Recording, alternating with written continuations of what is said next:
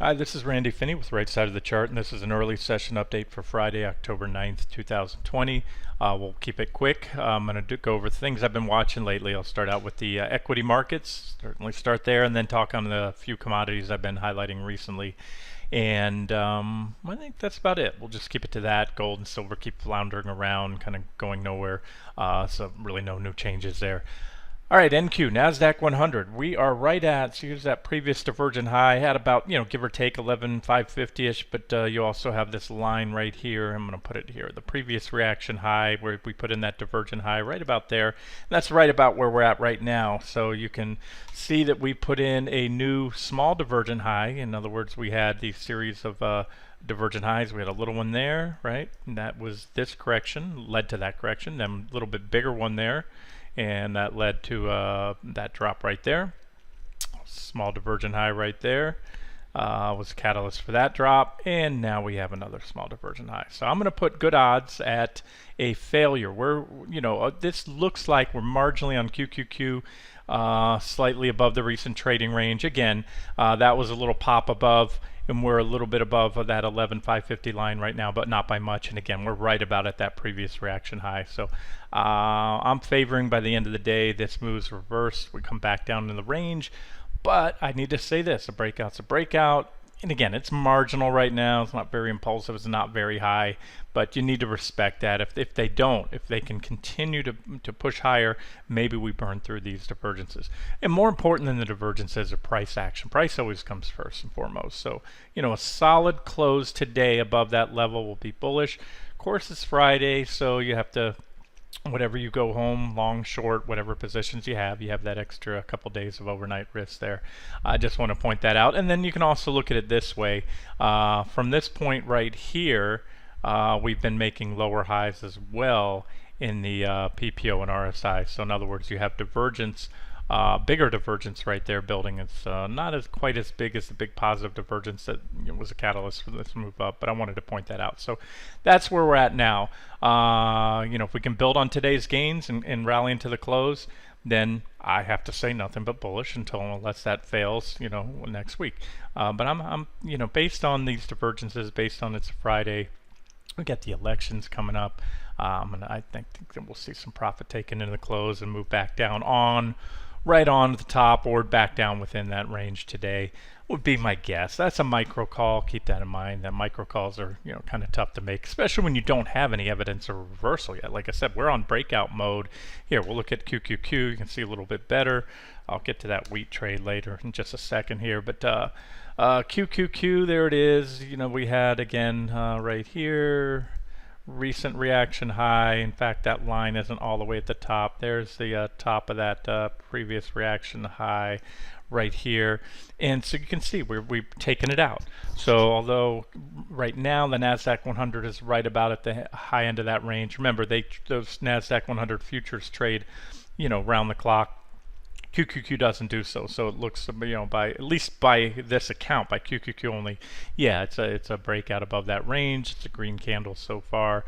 You can see we still have those divergences, as I mentioned yesterday. If we did make a marginal new high, that means, as long as it's marginally new high, if we keep going much higher and it's no longer a marginal new high, then the divergences can get burned through. And especially if we go all the way up here and hit that, potential target zone up there, yeah, we'll probably burn through these divergences. But as of now, they're in place. And as of now, we're only in, not even the first 30 minutes of trading. So watch for a move back down below, and that would be a failed breakout attempt. If it starts to get impulsive, a little bit more. But again, Friday, not expecting any fireworks before the close. So I'm just curious to see how we close the day. Do we close up here, solidly above that level, or do we fall back down below, which I suspect we do. Alrighty, next up would be, let's just look at the Russell 2000. I've mentioned that one lately, having a lot of hot air in it. RTY, or the futures. I gave you a trend line right here, and we're cracking that right now. So as I pointed out yesterday, we've had this divergence building right here, negative divergence. It continues to build, and that's the divergence line right there.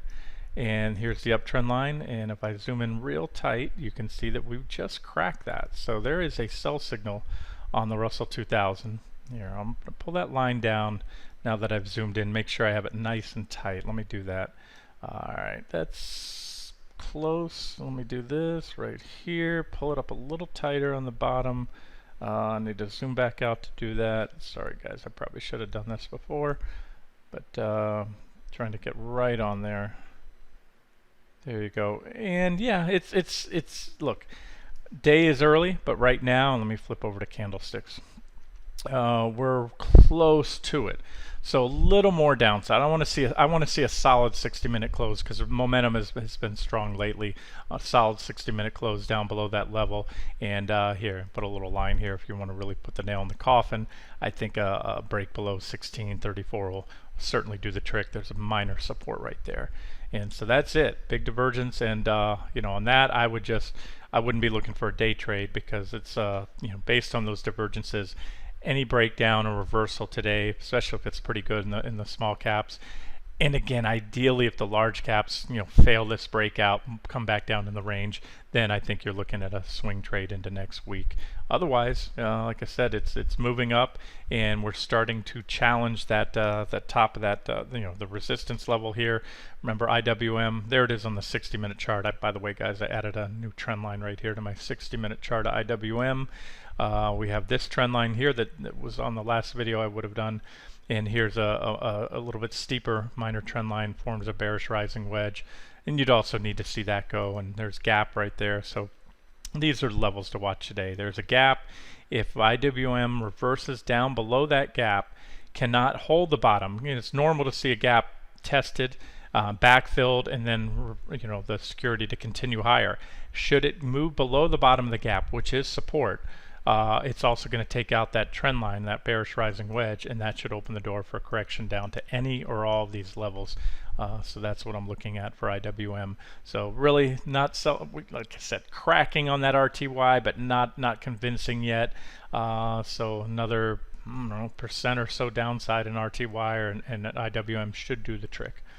Okay, let's look at we'll look at coffee. That's one of the only couple commodities I've been highlighting lately is actionable, and so far so good. You know, there's that 60-minute bullish falling wedge pattern right there, your positive divergence, your breakout on a big impulsive green candle right there, and moving higher since. So since that breakout right there, you're up about 4%, nothing big, but going in the right direction. And again, I think you know, potential for the next leg up in coffee here. And then KC for you futures traders. KC are the coffee futures. Same thing. We took out the this minor trend line right here recently. We flirted back and forth with that 108.60 support, but you know, regained it once again, and that's bullish because that gives you a little bear trap right here, false breakdown, and again, targets are listed as shown here. And another commodity I've been highlighting recently, NG, natural gas, nice clean bullish falling wedge pattern on the 60-minute chart, confirmed with positive divergence. Pulse of breakout right into that 2708-ish target resistance, checked again, came back tested, and since the back test has been moving higher. You know, it's up about almost 6% today, and has clearly taken out. So here's a good example of technical analysis. I said yesterday, your next objective, you know, entry or buy signal or add-on would be on a break above 207.08 or the recent high. That's what you had, and it's impulsive so far. So at this point, should it back test? Well, that would be objective. Otherwise, we're in no man's land right now, smack between support 2.708 or whatever, and resistance about 2.915, and the downtrend line is right there. So you know, not the most objective time to add. It was earlier today on that breakout there.